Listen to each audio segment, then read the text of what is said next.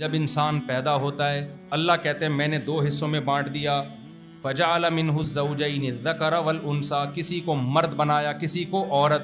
یہ اس لیے اللہ ایک ہی جنس پیدا کر سکتا تھا نا، ایک ہی جنس ہوتی تو کسی کی طرف کوئی اٹریکشن نہیں ہوتی. یہ تو اللہ نے بنائی ہے بھائی، نر مادہ اللہ نے پیدا کیے. کیوں؟ تاکہ دونوں کی ایک دوسرے کی طرف اٹریکشن نہ ہو، اس لیے پیدا کی ہے اللہ نے. یا ہو بولو نا، آپ اتنے گھننے کیوں بنے ہوئے ہو؟ اب اگر کوئی یہ چاہتا ہے کہ میرے دل میں عورت کا خیال نہ، میں اتنا نیک بن جاؤں، ایکچولی میں بالکل جیسے اتنا تبلیغ میں 4 مہینے لگاؤں گا تاکہ میں بہت شریف بن جاؤں، تو یہ پاگل ہے، یہ فطرت سے بغاوت کر رہا ہے. تو پتہ نہیں کیا بنے، وہ بن جائے گا وہ جو میں نے کیمپ میں 2 دیکھے تھے. تو نہ ادھر کا رہے گا نا.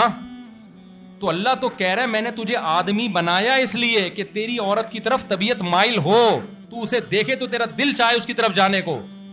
اور عورت کو عورت اس لیے بنایا کہ جب وہ مرد کو دیکھے تو اس کا دل چاہے اس کی طرف جانے کو.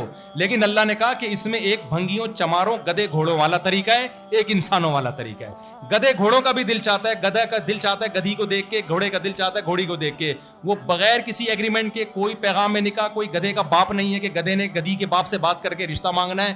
ان کے ہاں یہ سیٹ اپ، گدھے کو کوئی گدھی پسند آئے تو یہ تھوڑی کہ وہ گدھی کے باپ کے پاس جائے گا اور پھر لڑکی والے آئیں گے تو لڑکے والے آئیں گے. گدھا اپنی خواہش پوری کر کے یہ جا اور وہ جا، ختم. تو ایک گدھے گھوڑوں والا طریقہ ہے جو گرل فرینڈ بناتے ہیں، یہ گدھے گھوڑوں والا طریقہ ہے. ایک طریقہ انسانوں والا، پیغمبروں والا، آدم علیہ السلام والا، محمد صلی اللہ علیہ وسلم والا، موسیٰ کلیم اللہ والا، ابراہیم خلیل اللہ والا. وہ طریقہ کیا ہے بھائی؟ جو لڑکی پسند آ رہی ہے، نکاح کا بولو، پیغام بھیجو، شادی ہو جائے ٹھیک ہے، نہیں ہو جائے تو جہاں ہو جائے پھر وہاں ٹھیک ہے. کیونکہ ضروری تھوڑی کہ ہر جگہ آپ جہاں پسند آ رہے. لوگ مجھے آ کے دماغ کھاتے ہیں کہ جب ہم نے پیغام بھیجا وہ مان نہیں رہے، تو میں نے کہا تو ہم کئی دفعہ ٹرائی کر چکے ہیں، ہمارے نہیں مانے تو تمہارا کیا مانے گا. تو یہ ہے کہ جہاں کامیاب ہو جائے وہاں کر لیتے ہیں. آپ کیا سمجھ رہے ہو جس آدمی نے اتنی شادیاں کی ہیں تو کیا ہر جگہ کامیاب ہو گیا ہوگا؟ 20 جگہ ہم نے پیغام بھیجا، وہاں سے ہمیں ٹھینگا ملا تو ہم آ گئے آرام سے. ہم نے کہا چلو کہیں اور ٹرائی کر لیتے ہیں. لیکن برائی کی طرف آپ نے بولو، زنا کی طرف نہیں جانا، لڑکیوں سے دوستیوں کی طرف نہیں جانا. قرآن صاف کہہ رہا ہے وَلَا مُتَّخِذَاتِ أَخْدَانٍ، دوستیاں مت لگاؤ لڑکیوں سے. تو قرآن کے الفاظ ہیں. اسلام میں عورت کی طرف پہنچنے کا نکاح کے علاوہ کوئی آپشن نہیں ہے. اور اسلام نے اتنی آزادی دے دی کیونکہ اسلام مرد کی نیچر کو جانتا ہے. عورت کی نیچر میں اور مرد میں فرق ہے، اس لیے اسلام نے مرد کو اجازت دی کہ آپ اگر سب کے حقوق پورے کرو تو. میں نہیں کہہ رہا میرے بھائی، قرآن کہہ رہے آپ کتنی کر سکتے ہو 4. یہ میں نہیں کہہ رہا، مجھے کیوں برا بھلا کہہ رہے ہو؟ تو خدا کہہ رہا ہے، میں نکال تھوڑی سکتا ہوں یہ آیت قرآن سے. ایک دن کیا ہوا، تراویحیں ہو رہی تھی، پرانی بات ہے، اس وقت نا 4 شادیوں کا لفظ لوگ سننا پسند نہیں کرتے تھے. بہت میرے پر جب بھی 2 شادیوں کی بات کرتا لوگ ہیں بھائی یہ کیا باتیں کر رہا ہے. میں اتفاق سے تراویح بھی میں خود پڑھاتا تھا، میں نے تراویح پڑھائی تو یہی والی آیت آئی، فَانكِحُوا مَا طَابَ لَكُم مِّنَ النِّسَاءِ مَثْنَىٰ وَثُلَاثَ وَرُبَاعَ، اگر تم عدل کر سکتے ہو تو 2 3 3 اور 4 سے شادی کرو. مجھے خیال ہے سلام پھیر کے بولوں کہ اب تو میں نہیں کہہ رہا، اب تو اللہ کہہ رہا ہے. مجھے خیال آ رہا ہے میں سلام پھیروں بولوں اب بتاؤ کیا نماز توڑ دوں یا اس آیت کو نکال دوں یا اگلے سال یہ والی آیت ٹاپ کے پڑھوں؟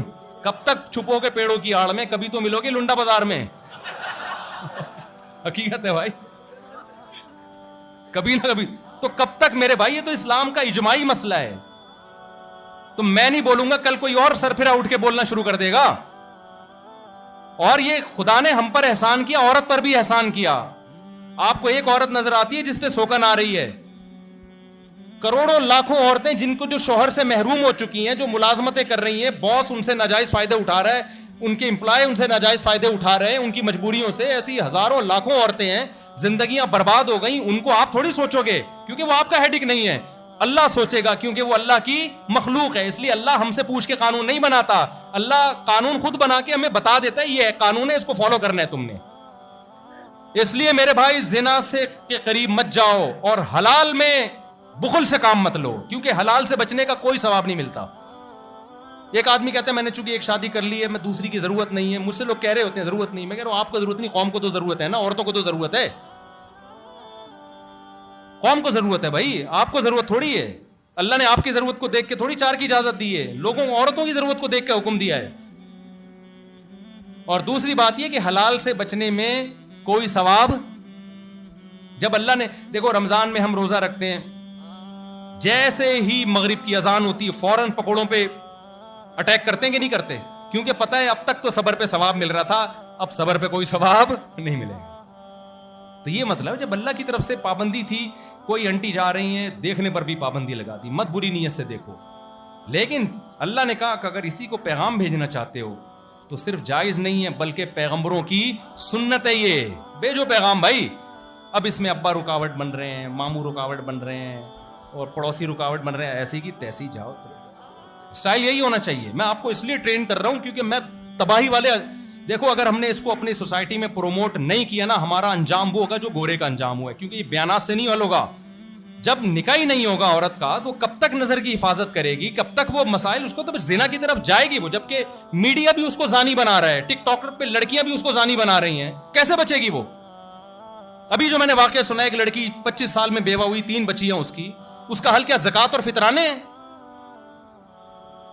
تو اس کا حل یہی ہے کہ اس کو کسی کے حوالے کیا جائے اور اسی کے خاندان کے, تاکہ اس کی بچیاں نہ رولیں. اگر کوئی اجنبی آدمی شادی کرتا ہے نا تو عورت کو اپنی فکر سے زیادہ اس سوتیلے باپ سے اپنی بیٹیوں کو بچانا مشکل ہو جاتا ہے کہ میں کیسے نظر رکھوں, یہ پتہ نہیں کوئی ہوس کی نظریں نہ ڈالنا شروع کر دے بچیوں پہ. تو اس لیے میرے بھائی ہم کس کے پابند ہیں؟ خدا کے. سوسائٹی کی ایسی کی بولو تیسی جاؤ, ہمیں خدا نے اجازت دی ہے تو کون ہوتا ہے کسی کا باپ روک کے دکھایا ہمیں؟ یہ اسٹائل ہونا چاہیے آپ کا. کیونکہ جب آپ کرنے لگو گے نا تو سب کا باپ روکے گا آپ کو. آپ کا باپ بھی روکے گا, باقی ہوگے. ابا سے بولو ابا آپ کے حقوق ہیں میں پورے کروں گا, لیکن نکاح کے معاملے میں مجھے پرمیشن کس نے دی ہے؟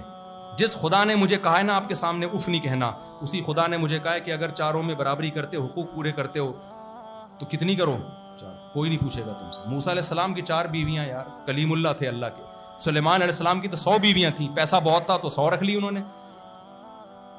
اب ہمیں اجازت نہیں ہے آپ کہیں 100 ہو اور پھر آپ 100 افورڈ بھی نہیں کر پاتے, کیونکہ آگے آپ سمجھدار ہیں. تو اور یہ دماغ سے نکال دو, لیکن حقوق بھی پورے کرنے ہیں.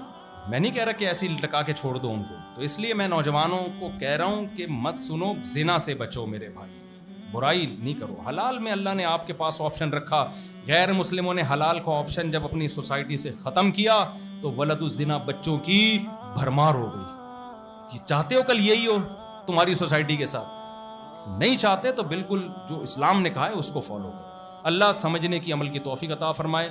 اور میں آخری بات جو میں نے کہا تھا نا, ایک مسئلہ دیکھو, مسئلہ یہ ہے کہ ہماری قوم نا تکلفات میں خود اپنا بھی بیڑا غرق کرتی ہے, دوسروں کا بھی. اب جیسے پانی یہاں رکھا ہوا ہے تو میرا دل چاہے گا میں پی لوں گا نا, ہر تھوڑی دیر میں آدمی مجھ سے پانی پلاؤں, مفتی صاحب پانی پلاؤں. یہ تکلفات چھوڑ دو بالکل, سمجھ رہے ہو؟ مہمان آیا, آپ نے گھر میں کھانا سامنے لا کے رکھ دیا, اس کی مرضی کھا لے, اس کی مرضی نہ کھائے. 1 کوفتہ کھائے, 2 کوفتے کھائے, پلیٹوں میں اٹھا کے ڈالو نہیں. یہ دیکھنے میں اخلاق بہت اچھے لگتے ہیں لیکن یہ صرف تکلفات ہیں. تم مہمان سے پیسے تھوڑی لے رہے ہو کوفتوں کے, تو وہ اپنی مرضی سے جتنا کھانا ہوگا کھا لے گا نا. اتنی بڑی ٹینشن ہے نا میرے لیے, جہاں جا رہے ہیں چائے پلاؤں, سب آپ کو جوس لے آؤں میں؟ نہیں بھائی جوس نہیں. لسی لے آؤں؟ نہیں لسی نہیں. آئس کریم لے آؤں؟ نہیں آئس کریم. اچھا پھر کھانا لے آؤں؟ میرا دل چاہتا ہے اس کو پکڑ کے اب کوٹ دوں میں. یار میں بھی تو منہ ہے نا, اللہ نے مجھے بھی منہ دیا ہے, میں جو کھانا ہوگا بول دوں گا, منہ سے پھوٹ دوں گا. یار اتنا زیادہ لوگ ٹینشن دیتے ہیں, دے تو محبت رہے, پھر محبت میں کوٹ بھی نہیں سکتے نا اگلا تو. لیکن یہ ہمارے ہاں گوروں میں یہ چیز بڑی اچھی ہے. میں نے کہا نا گوروں میں ساری چیزیں بری نہیں ہیں, کانسیپٹ غلط ہے لیکن کچھ چیزیں بڑی اچھی ہیں. ان کے ہاں یہ تکلفات نہیں ہیں, یہ چیزیں نہیں ہیں ان کے ہاں. ایک دفعہ وہ تو پوچھتے ہی نہیں, وہ نا وہاں تو اپنا خرچہ چل رہا ہے. لیکن اگر پوچھیں گے بھی نا تو یہ ہمارے والے تکلفات نہیں ہیں. پوچھ کے بندے کو مار دو. اندھی کے بچہ ہوا, چوم کے جان سے ہی مار دیا اس نے, کہ نظر تو آ نہیں رہا تھا اس کو. تو یہ تکلفات سے اپنی زندگی کو کیا کرو. مہمان آ گیا, کھانے کا پوچھو, 2-3 دفعہ پوچھ لو تاکہ ایسا نہ ہو شرم میں اور کہہ دیا نہیں تو پھر نہیں, سمجھ رہے, اور لا کے رکھ دیا تو جو کھانا ہے کھا لے. اس کے بعد ایک دفعہ تو میں لڑتے بچاؤں, میں نے کہا میں نہیں کھاؤں گا, لایا, پھر کھانا بھی کھلایا زبردستی, پھر میٹھا, میں نے کہا میں نہیں کھا سکتا میٹھا, میں نہیں کھاؤں گا, میں مر جاؤں گا میرے بھائی, میں نے سونا بھی ہے جا کے. نہیں جی آپ کو کھانا پڑے گا, آپ کو کھانا پڑے گا, 1 چمچہ تو لیں آپ, 2 چمچے, 1 چمچے کے بعد اور لیں آپ. تو پھر نا آدمی ڈپریشن میں جاتا ہے. تو یہ تکلفات سے اپنی زندگی کو کیا کر دو. مولانا شریف تھانوی رحمۃ اللہ علیہ بڑے بزرگ گزرے ہیں, انہوں نے کہا کہ ہمارے ہاں تکلفات زیادہ ہیں، خدمت کم ہے. خدمت کا مطلب ہوتا ہے سامنے والے کا خیال کرنا. اب مثال کے پانی ہی نہ ہونا پھر سامنے والا ٹینشن میں آ سکتا ہے کہ پانی رکھا ہوا ہی نہ ہو، پیاس لگ رہی ہے تو مانگنے دے شرما رہا ہوتا ہے کہ اب کون اٹھ کے جائے گا. لیکن جب ایک چیز رکھی ہوئی ہے تو اب آپ اگر پوچھ رہے ہیں نا کہ پانی ڈالوں، پانی پلاؤں، اس کا مطلب آپ غلط کر رہے ہو. بھائی مجھے بھی پتا ہے نا، میں خود ڈال لوں گا یا کسی کو بول دوں گا، ایک چیز رکھی ہوئی ہے. تو اس لیے خود بھی تکلفات سے بچیں، دوسروں کو بھی تکلفات سے بولو روکیں. اس کو زندگیاں، بچے پیدا ہوتے ہیں لفافے چل رہے ہوتے ہیں، بھائی موڈ ہے تو دے دو پیسے، نہیں ہے تو جاؤ نہیں دیں گے. کسی کے دباؤ میں آ کے نہ دولہے کو 5 روپے بھی دو. آپ دولہے کی جب شادی ہوتی ہے نا، جاتے ہوئے لوگ ڈر رہے ہیں کہ یار لفافے میں کچھ لے کے جانا پڑے گا نہیں تو دولہا ناراض نہ ہو جائے. بولو نہیں لے کے جاؤں گا، ناراض ہوتا ہے ہونے دو. ہدیہ وہ ہوتا ہے جو اپنی خوشی سے ہوتا ہے، جاؤ بھاڑ میں، ہماری ایسی کی تیسی. اب میں نے جب میرے گھر والے کہیں جاتے تھے نا، بچہ پیدا ہوا ہے، مجھے کہتے تھے ان کو 500 روپے یا 5000 دینے لفافے میں، کہتے نہیں دینے. گھر والے کہتے تھے وہ کیا سوچیں گے، میں نے کہا بھاڑ میں جائے سوچتے رہے. ہم نے دوسری جب کی تھی تو اس وقت نہیں سوچ رہے تھے لوگ کتنا برا سوچ رہے تھے. بھائی ہماری مرضی یار، جب ہمارا موڈ ہوگا ہم دیں گے، کسی کے مشورے پہ یا کلچر کی وجہ سے تھوڑی ہم دیں گے. میرے بعض دوستوں کی شادی ہوئی، ان کو یقین تھا کہ مفتی صاحب کچھ نہیں دیں گے، ان کو میں نے لفافے میں رقم ڈال کے دے دی، وہ خوش ہوئے، وہ ہدیہ ہے. اور آج جن لوگوں کو ہم نے پیسے نہیں دیے نا، آج وہ خوش ہیں، کیونکہ ان کے 1-2 ہوئے، ہمارے ماشاءاللہ 17.5 یا 17، مجھے بھی صحیح 17.25 یا 17.5. خیر، تو وہ تو سارا دن ہمیں پیسے ہی دیتے رہتے نا بیٹھ کے، تو ہمیں تو کچھ ضرورت ہی نہیں تھی، پراپرٹی خرید لیتے. تو وہ آج خوش ہیں کہ نہ مفتی صاحب نے ہمارے بچوں پہ ہمیں کچھ دیا، نہ ان کے بچوں پہ ہمیں کچھ دینا ہے، ورنہ آج ان کا بیڑا غرق ہو جاتا، ہر تھوڑے دن بعد لفافہ آ رہا ہوتا. تو نہ جب میں پہلی شادی ہوئی تھی، میں جب دولہا بنا تھا، میں نے لوگوں کو دعوت نامے پہ لکھ دیا کہ مجھے کوئی گفٹ نہ دے، لفافے میں کوئی پیسے نہ لے کر آئے. تو صرف ایک بوڑھے بابا تھے، وہ زبردستی دیے تو ان کے اکرام میں لے لیے، ورنہ پابندی لگا دی. آج وہ خوش ہیں کہ اگر ہم دے دیتے نا تو پھر یہ تو بار بار دیتے ہی رہنے ہیں، ختم ہی نہیں ہو رہے مفتی صاحب تو، ٹھیک ہے نا. اب جب بھی وہ آتے ہیں تو ان کو پتہ ہے فری میں جانا ہے، کھانا کھا کے واپس آنا ہے. تو بھائی زندگی سکون کی گزارو، خود بھی ٹینشن میں نہیں رہو، دوسروں کو بھی ٹینشن مت دو. یہ لفافے بازیاں ولیموں میں، شادیوں میں پابندیاں لگاؤ ان کے اوپر، ایسی کی تیسی یار، پھر بچے اسپیڈ سے پیدا کرو تو آپ کا سارا خرچہ اسی پہ ہوگا، ادھر ادھر دینا نہیں پڑے. سبحانک اللہم و بحمدک، اشہد ان لا الہ الا انت، نستغفرک و نتوب الیک. الحمدللہ رب العالمین والعاقبۃ للمتقین والصلاۃ والسلام علی رسول الکریم وعلی آلہ وصحبہ اجمعین.